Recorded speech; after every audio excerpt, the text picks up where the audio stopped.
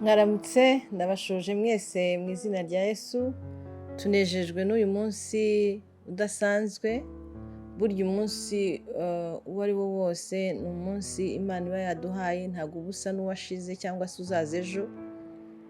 Ahantu bibonera ubona ko kenshi uba ukora ibintu bitandukanye. Ikindi nabonye ukuntu abantu bakura, sinzi niba mujya mureba ukuntu abana bakura, ugira gutya ntumenye igihe umwana yakuriye.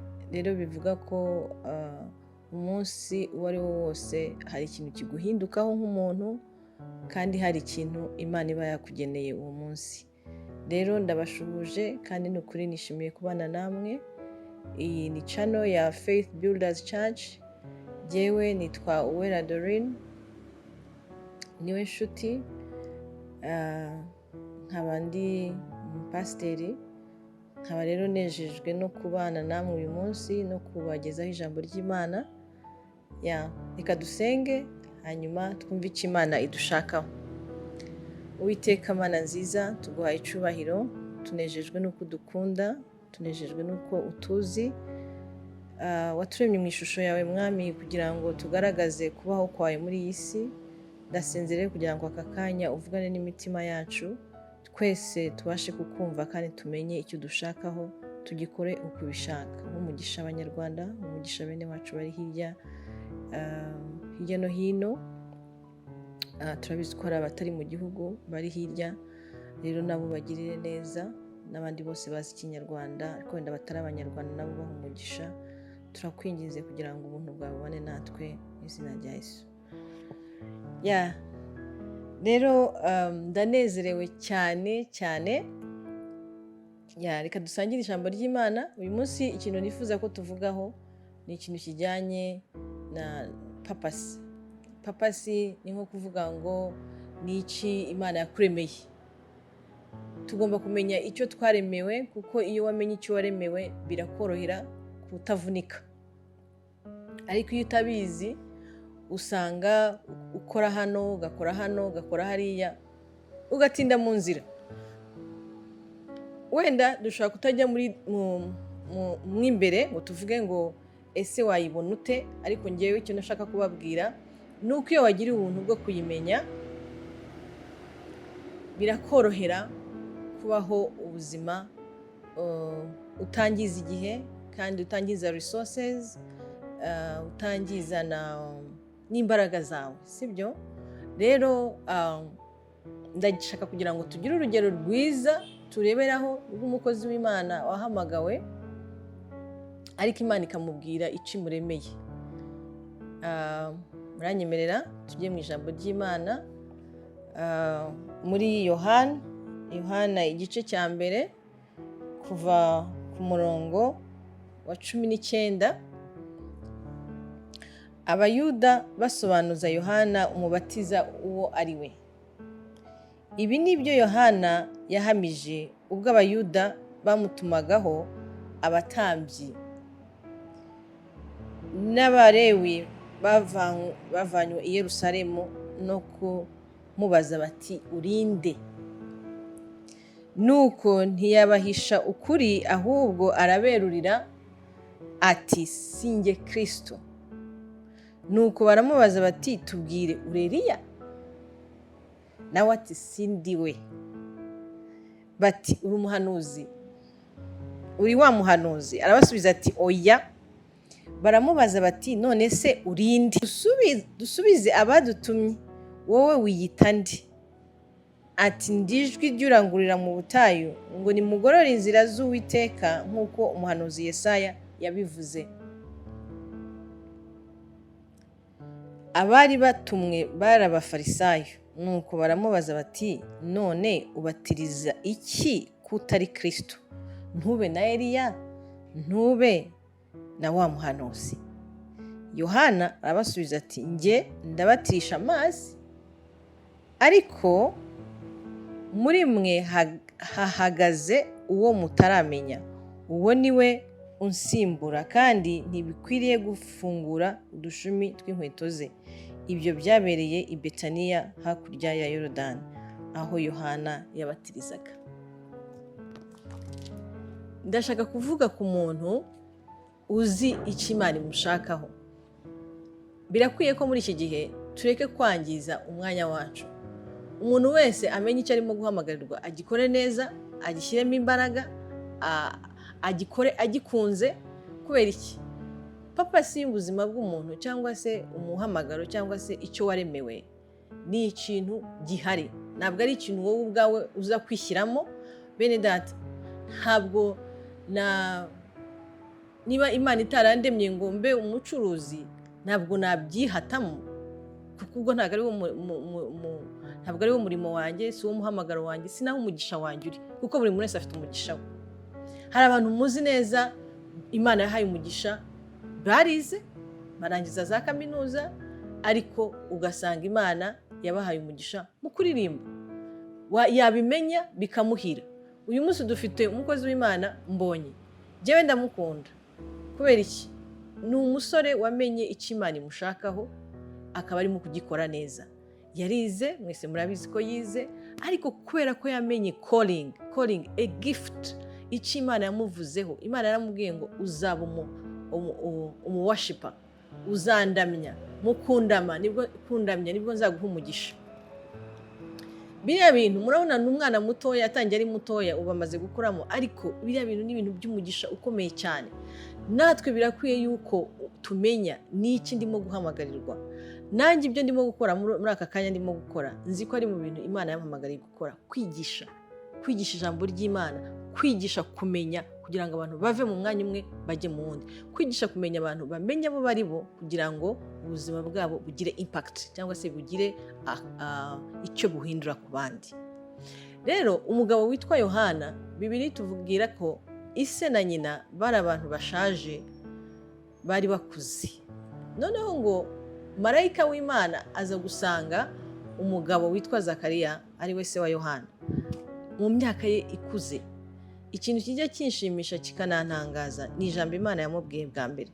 Iramubwira ngo Imana yumvise gusenga kwanyu. Bene data, aba ni abantu bari mu Cyongereza bavuga ngo advanced in age, abantu bari bakuze, batakiri mu bintu byo gutekereza kubyara, ariko kubera ko umugambi w'Imana wari ku buzima bwabo, bari kubyara Yohana. Rero ngo n'abantu babayeho bakiranuka mu minsi yabo yose, bategereje kugira neza kw'Imana, bategereje Imana umunsi ku wundi. Ntibari bazi ko ibyo bintu byababaho, ariko marayika arabatungura, ababwira ibyo bintu. Abo si byo nshaka gutindaho, nashaka kubereka ukuntu Yohana yaje kuvuka. Yohana ni umuntu Bibiliya yavuzeho cyane, ndetse Yesu we anamukomozaho, aravuga ngo mu bantu babyawe n'umugore ngo nta muntu uhwanye na Yohana. Yohana rero, ikintu nshimira Imana gikomeye, urabibona ko Yohana yavukiye mu muryango w'abantu bakijijwe, mu muryango w'abantu bakiranuka. Rero yagombaga kuza afite papasi y'umurimo w'Imana. Abimenya akiri muto cyane ko yahamagariwe gukora umurimo w'Imana.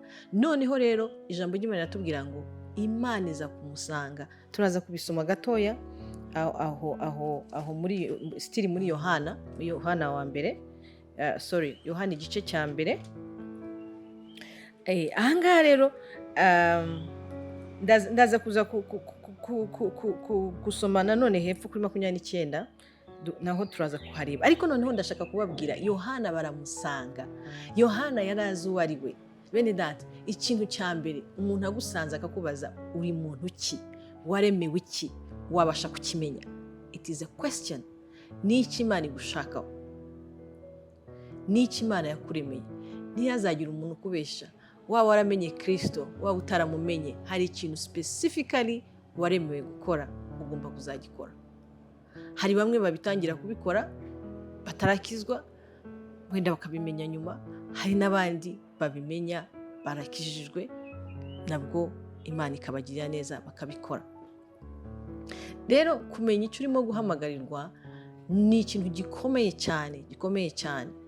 Yohana, Bibiliya iravuga ngo baza kumubaza, baramubwira urinde? Uri Kristo? Ati wapi? Ndabizi icyo mushaka kumenya, mwamenye ko Kristo ari uzaza akabatiza, agakora ibyo bintu byose, na Eliya na wa muhanuzi. Aravuga ati jyewe ntabwo ndi Kristo, sindi wa muhanuzi, nta nubwo ndi Eliya, ariko icyo ndi cyo ndi ijwi ryirangurira mu butayu. Bene data, wowe waremewe iki? Ko Yohana azi icyo yaremewe, n'ijwi ry'urangurura mu butayu. Ikindi baramubaza bati se kubatiza ukabatirisha amazi, ninde waguhaye ubwo burenganzira? Utari Kristo, ukaba utari Eliya, ukaba utari wa muhanuzi, kubera iki? Arababwira ati jyewe nahawe akazi ko kubatiza, mbatirisha amazi, ariko uzaza nyuma yanjye afite ikindi azakora. Ubwo yavugaga Yesu, aravuga ngo jyewe naratumwe ngo mubanzirize, ariko azaza we nawe akora akazi ke. Ni ukuvuga ngo Yohana yari azi akazi ke, yari azi position ye, na Yesu yaje afite position ye. Reka turebe rero ahandi. Ubwo bukeye kuri 29, Yohana yita Yesu umwana w'intama w'Imana. Bukeye bwaho abona Yesu aza aho ari, aravuga ati nguyu umwana w'intama w'Imana ukuraho ibyaha by'abari mu isi. Bene data, ntabwo Yohana yaje akuraho ibyaha, nubwo yabatirishaga amazi, ariko yari condition, yari uburyo bwo kugira ngo azabone Kristo. Ndaza kuza kubibasomera. Bibiliya iravuga ngo Yohana yahawe kuba ijwi ry'urangurura mu butayu. Ikindi yahawe cyari kugira ngo abatirisha amazi, kuko aho kubatirisha amazi hari ahantu yagombaga guhurira na Kristo aje kumubatiza. Rero iyo uzi papasi yawe uyihagararamo, umenya icyo wahamagariwe, ukamenya icyo ukwiye gukora, ukagikora neza, kandi ukagikora utegereje icyo Imana yakuvuzeho. Nuko rero uyu niwe navuze nti nyuma yanjye hazaza umugabo unduta ubukuru, ko yahozeho ntarabaho. Yaranabimenye kuko yarabizi neza ko Imana yamubwiye ko umuntu aje gutegurira ni umuntu udasanzwe, ni umuntu wahozeho. Urumva ari nawe wamuremye. Bibiliya iravuga ngo Jambo yahozeho, kandi ibyaremwe byose byaremwe nawe. Yaje gutegurira Jambo. Reka nkubwire mwene data, nta kintu na kimwe gikorerwa munsi y'ijuru kitari cy'icyubahiro cy'Imana. Ntihazagira umuntu kubeshya. Ibintu byose twaremeye gukora ni iby'icyubahiro cy'Imana. Gusa kenshi twisanga dukora ibitari iby'icyubahiro cy'Imana. Rero ndabasabye uri kurikirana iyi video, witekerezeho, uvuga uti jyewe naremewe iki? Ese mpagaze mu mwanya mwiza? Ariko umugabo arababwira ati sindi Kristo, sindi Eliya, sindi wa muhanuzi. Yarabizi, aravuga ati ndijwi ry'urangurura mu butayu. Nawe akazi kawe ni akahe? Noneho position yawe ni iyihe? Ni hehe ugomba gukorera? Icyambere ni ukumenya icyo uri cyo, icyo uhamagarirwa gukora. Ikindi position yourself, ba ahantu ukwiye kubarizwa. Kuko Imana iyo ugiye kureba, buri muntu wese yamubwiraga ngo ca hano. Iyo tugiye kureba wenda n'abatubanjirije, Aburahamu niwe se wabizera. Imana yamubwiye ngo viwanyu uze nkwereke. Mose yaramubwiye ngo va hano ujye muri Egiputa. Ni ukuvuga ngo hari ahantu runaka ukwiye kugukorera, ukahakorera, abantu bakahererwa umugisha. Yohana rero we ariwe turimo gutindaho. Yohana yari yarabwiwe kuri Yorodani, niho yabatirizaga. Imana iramubwira ngo umuntu ubanjirije wowe uzagenda ujye kubatirisha amazi, ariko bazaza batirisha umwuka wera. Wow! Noneho rero ngo kandi Yohana arahamya ati nabonye umwuka amanuka ava mu ijuru asa n'inuma, atinda kuri we. Icyo akora sinari muzi, keretse yuko iyantumye, haleluya, iyantumye kubatirisha amazi yambwiye iti uwo uzabona umwuka amanukira akagwa kuri we, uwo niwe ubatirisha umwuka wera. Nanjye mbibonye mpamya yuko ari umwana w'Imana. Reka nkubwire, watumwe n'Imana, kandi ikintu Imana yaguhamagariye ni ukugira ngo yiheshe icyubahiro. Niba Imana yaraguhamagariye, reka nkubwire, Bibiliya itwereka abantu batandukanye. Bibiliya itwereka umugore witwaga Dokasi. Imana yari yaramuhamagariye kuba umudozi w'imyenda. Aho hantu niho hantu yakoreraga Imana. Hari igihe wenda mwibaza yuko wenda iyo turimo kuvuga ibintu bya papasi, wenda turimo kuvuga abahanuzi, abapasiteri, nawe ukora bizinesi yawe. niba ari business Imana yaguhamagaremo kugira ngo yiheshe icyubahiro, iguha ibyo ukeneye byose, ikagusapotinga. Turimo turasoma Yohana, ariko ndashaka kubereka ko hari abandi bantu. Hari Dorcas nyine nababwiraga. Dorcas yakoraga imyenda, aho niho Imana yaje kumuhera umugisha ngo anapfuye abagore n'abana ngo baraza baravuga bati ntibishoboka, mudushakire Petero aze azure Dorcas, kubera ko ntabwo ntiyapfa, yadukoreraga imirimo myiza, akwiye kongera kubaho akabana natwe. Nuko nguko byagenze, Dorcas aragaruka. Bene data, tujya tubona umugabo witwa Joseph Imana yamubwiye ko azaba umuyobozi wa bene se, niko byagenze. Yaje kuba prime minister, cyangwa se bamwe bavuga ko ari prime minister, ne babyita governor, icyo ari cyo cyose, ariko yaje kuba uwa kabiri ku mwami, ahesha umugisha bene wabo. Ikintu cyose Imana iguhamagarira ni ukugira ngo izina ryayo rihabwe icyubahiro, kandi ikintu cyose Imana iguhamagarira ni ukugira ngo gifashe abandi bantu. Uyu munsi ndimo ndigisha, nta kindi ndimo kugerageza kukwereka, ni ukugira ngo ndakoresha ijwi Imana yampaye, ndakoresha imbaraga Imana yampaye, ndakoresha ubwenge Imana yampaye, kugira ngo nawe bikugereho, bikugirire umumaro. Rero nawe numenye icyo urimo guhamagarirwa, uzagihagararamo, izina ry'Imana rihabwe icyubahiro, kandi na bene wanyu babona umugisha. Yohana rero aravuga ati, ntabwo nari muzi, ariko uwantumye n'Imana yambwiye yuko ngo iyi ntuza dove cyangwa se inuma izaza ikamujyaho, ngo nzamenya yuko ko ari uwo nguwo. We yari abizi neza ko already ahari, ariko yari ataramubona. Ariko ngo inuma imaze kumumanukaho, ngo abimenya neza yuko ari umwana w'Imana wagombaga kuza. Kandi wibuke ko yavuze ngo nta nubwo mbasha no gufungura udushumi tw'inkweto ze. Kubera iki? Kuko we yahozeho. Icyo yavugaga ni iki? Ni mukuru cyane. Yesu ni mukuru cyane mu buzima bwacu. Yesu iyo yakugezemo, amateka yawe arahinduka. Yesu iyo mwahuye, ntusigara uko wari uri. Bene data, jya nkunda gutanga ubuhamya. Njyewe narakoraga, nari mfite akazi nkora, ariko Imana iransanga irambwira ngo icyo nakuremeye ntabwo ari aka kazi, hari ikindi. Reka mbabwire, ikintu iyo urimo gukora icyo wahamagariwe, ntabwo ari ikintu ukora ugononwa, ntabwo ari ikintu ukora uhatwa, ni ikintu ukora kiva mu mutima. Kandi iyo umaze kugikora, oh my God, wumva unezerewe, wumva wishimye. Actually ndimo kubabwira no magambo, ndumva nezerewe. Kubera iki? Ndimo ndababwira ibintu bibafitiye umumaro, ndimo ndababwira ibintu byagukiza, bikaguhindurira amateka. Menya icyo Uwiteka yakuvuzeho, icyo yaguhamagariye, menya position ugomba kubamo, kugira ngo nimanuka igusanga aho ngaho, imbaraga zayo zibe manifested, cyangwa se imbaraga zayo zigaragare, zikiza abantu. Ikintu Imana yabwiye Yohana, yaramubwiye ngo naza ngo ukamubatiza, ukabona nyine iyo numa imuhagazeho, nibwo uzamenya uwo ari we. Ngo kandi yaje kubw'Abisiraheli. Ni ukuvuga ngo Yohana yagombaga guhagarara mu mwanya we, akabatiza Kristo, Abisiraheli bakamenya ko ari we ukuraho ibyaha by'abantu. Niwe bari bategereje. Ni nayo mpamvu bamubazaga bati, uri Kristo? Aravuga ati, sindi we, atari ko arimo araza, ari hagati muri mwebwe, anytime muraza kumubona. Baza kuza kumubona. Hari ahandi hantu hashimishije muri icyo gice, muze kuza kuhasoma, ngo nuko rimwe Yohana ari kumwe n'abigishwa be ngo barimo kugenda, ngo abona Yesu arimo kuza, aravuga ngo dore umwana w'intama w'Imana ukuraho ibyaha by'abantu. Nuko ngo yari kumwe na Andereya yari murumuna, yaravindimwe na Petero.